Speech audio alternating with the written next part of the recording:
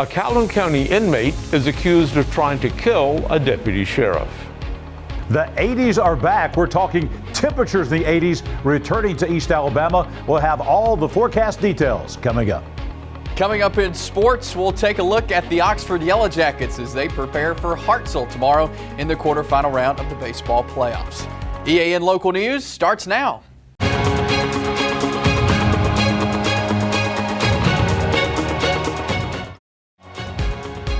This segment of EAN Local News is brought to you by Waldrop Manufacturing, metal buildings made right here in Calhoun County.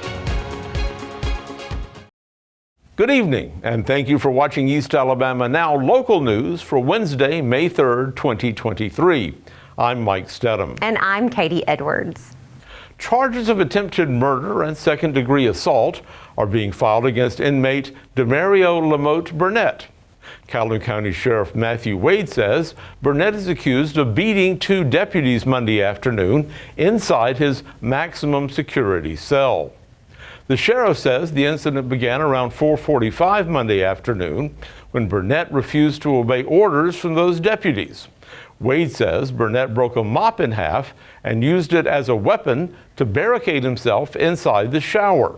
The inmate hit one deputy in the head and the other in the torso before they were able to subdue him with a chemical spray. Wade says that neither deputy received life-threatening injuries, but the deputy who was hit in the head was taken to the hospital where he was treated and released. Burnett was already facing several charges, including kidnapping and attempted murder. More charges are expected to be filed against Burnett, who remains in the Calhoun County Jail without bond. Tickets are still available for Thursday night's planned visit to Oxford by Tucker Carlson for the annual fundraising dinner to benefit Rainbow Omega. Plans for the evening were made weeks before Carlson's recent firing as the host of the most popular show on the Fox News network. According to the Rainbow Omega website, tickets to the dinner portion of the program are sold out, but balcony seats remain at the Oxford Performing Arts Center for Carlson's speech. Tickets for the event are $65 and can be bought through the OPAC's box office website. All proceeds go to Rainbow Omega in East Aboga, which provides a home for adults with developmental disabilities. When we come back, the planning phase for the extension of the Ladiga Trail into downtown Anniston is almost complete.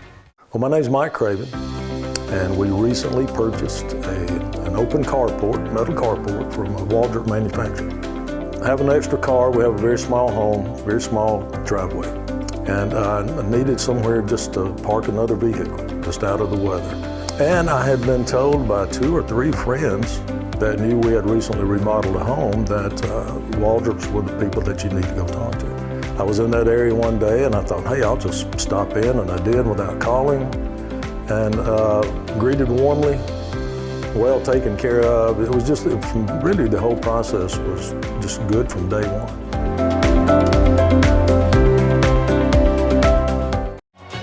This segment of EAN Local News is brought to you by WM Grocery, located in Heflin, Wadowee, Roanoke, and in Piedmont.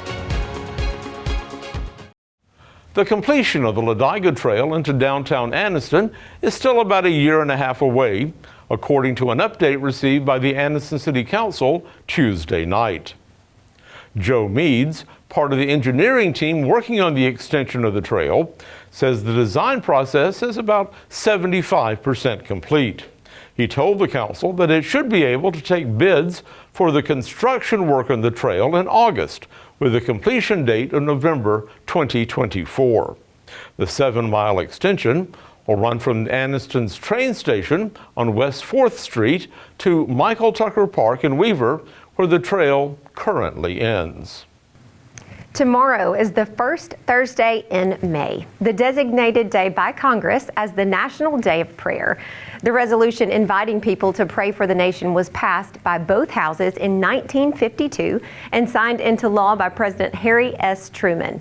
Oxford's Choccolocco Park is having prayer time starting at 9 a.m. for anyone who wants to come out and participate. And at 12 p.m., prayer time will be held at Oxford City Hall. Well, we wonder if they'll have some nice weather for those prayer ceremonies tomorrow. I believe they will. Let's ask John Holder. Well, indeed, it will be another cool morning out of the National Day of Prayer events taking place tomorrow morning across East Alabama, but it's not going to last long. The complete forecast details are coming up. Since 1993, WM Grocery has been a major part of our local community. WM offers the very best in fresh produce and an outstanding meat department. WM also has many local products not found anywhere else and fresh sushi every day. If you need an event catered, come see Mrs. K at any WM store. Curbside pickup is also available for your online grocery orders. Be sure to download the WM app for all the deals of the week and shopper rewards. Go check them out today at any of their locations. We take pride in our community and appreciate your business. Sunshine and wind again across East Alabama today with temperatures below normal. But folks, that is about to come to an end very quickly across East Alabama. 71 for the high today. Winds not quite as gusty as they were yesterday, maybe 10 to 20 miles per hour today as opposed to 30 yesterday. We had a cold morning, 43 degrees once again. You see the record highs and the record lows. We are going to be way above average. We go from below average to above average on temperatures as we make our way into the weekend. Weather on your street, we're going to begin on your Wednesday night with one more chilly night. If you're out in the Buckhorn neighborhood out in Weaver, it is going to be chilly tonight. Clear skies once again, the winds will diminish. We're dropping down to 42 for the nighttime low. Not far away from record low temperatures, but this might be the last night that we see 40s until September or October. So enjoy the cool weather coming up tonight. Tomorrow, I tell you, we've got some great weather coming up tomorrow. Temperatures begin rising. If you're out playing some golf out at Silver Lakes, out in the Reeds Mill area in northern Calhoun County, beautiful place. It'll be a great day for golf. The wind is going away. Temperatures are going to be getting closer to where they should be for this time of year. Back into the mid 70s, 76 with plenty of sunshine and no rain in the forecast for tomorrow afternoon. Now, as we begin to think about the weekend start, maybe an early weekend beginning for you on Friday, Saturday. A lot of folks will be heading maybe down to Lake Wedowee. A lot of folks headed to Mount Cheaha. That's going to take you down Highway 9, down U.S. Highway 431 to Hollis Crossroads in Cleburne County. It's a busy intersection with a lot of folks traveling during the weekend. Down in that direction, it's going to be much warmer for the start of the weekend. We'll be in the upper 70s and then working our way into the 80s for the weekend. You'll see those numbers reflected in our 7-day forecast. One more totally dry day coming up tomorrow. Then we'll bring back some very scattered late afternoon, early evening scattered showers and thunderstorms. About a 1 in 3 chance of that on Friday with highs getting into the upper 70s. Then for the weekend, as we've been talking about, look at these widespread 80s. Could be a chance of a shower or thunderstorm. Any one location, the chance of rain is going to be about 2 in 5, about 1 in 3 on Sunday. And look at those nighttime temperatures rising as well, back into the lower 60s and even some mid 60s as we get into next week.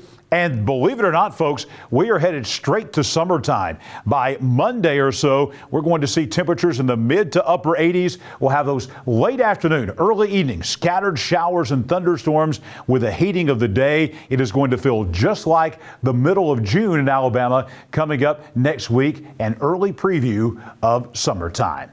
Speaking of summertime, we think about baseball, and the state championship series are going on all across the state of Alabama. Round 3 of the playoffs involves the Oxford Yellow Jackets, and Chase Robinson has all the details on Oxford's big game with Hartselle. Chase? Appreciate it, John. If you go back to February 17th, it was the first game of the season for the Oxford Yellow Jackets baseball team. The opponent, the Hartselle Tigers. Hartselle won the opener 4-2. Fast forward to this week. It's the quarterfinal round of the 6A playoffs, and once again, we'll see Oxford and Hartselle take the field together. A lot of baseball has been played since the two teams met back in February, but the guys are fully focused not on the past, but the series to come. You know, honestly, this week we're not preparing any differently than we would if it was anybody else. We're just trying to go out there and play like we know we can, and if we play good, clean baseball, we all have an idea that we can do this. We've been prepared for this moment the whole season. I mean, we've played good competition through game 1, and just us being able to see that those teams through April and all that really is going to help us, and I feel like we have a good shot, and we've been preparing for this. I mean, we've been out here having practice since January. The Yellow Jackets have had a very talented pitching staff this season with guys like Drew McCormick, who has signed on to pitch for Jacksonville State, and Hayes Harrison, who pitched a 4-hit shutout in Game 1 of the Round 2 Mountain Brook Series.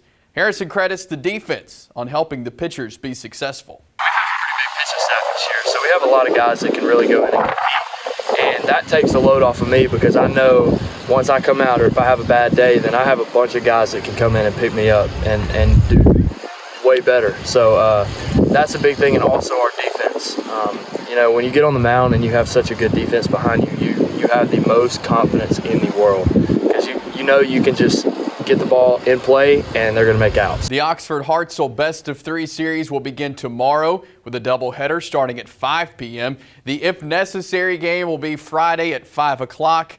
Piedmont also in action tomorrow. They've got games at 5 and 7:30. Their If Needed game will be at 2 o'clock on Friday there in Piedmont. Moving over to the softball field. Area tournaments are going on all across the state of Alabama. The top 2 teams in each area get to move on to the regionals. And of course, all the teams working to compete in the state tournament that will happen at Choccolocco Park in Oxford later this month.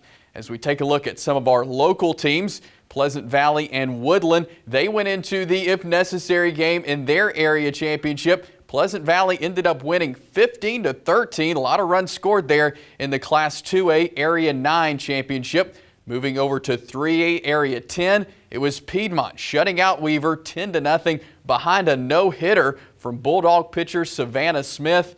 That's the second no-hitter for the Bulldogs in the area tournament. Other local teams will be finishing out their area tournaments later this week. In our Gamecock Roundup, baseball and softball both in action last night. Baseball on the road at Troy. They fall 8-5 to the Trojans. They have Sanford coming up tonight at Rudy Abbott Field. The softball for Jacksonville State, they took on Sanford last night. They got the win, 8-4. That's it for sports. Let's go back over to Mike and Katie. Thanks for watching East Alabama Now Local News. For a more traditional way of watching our newscast, tune in to our East Alabama Now YouTube page. We want to hear from you. So start a chat. Did you know that you can start a chat on the YouTube page? It's so exciting. We'd love to get your feedback, East Alabama. Well, I'm going to call one of my daughters and maybe they can explain to me how to start a chat on Facebook. That sounds like pretty advanced material. They'll be able to help you, I'm sure. I hope so. But our stories are also still available on Facebook, and we would love to hear your comments and suggestions on there. We want you to have a conversation with us. That's right. So be sure to join us tomorrow night for your news on your schedule.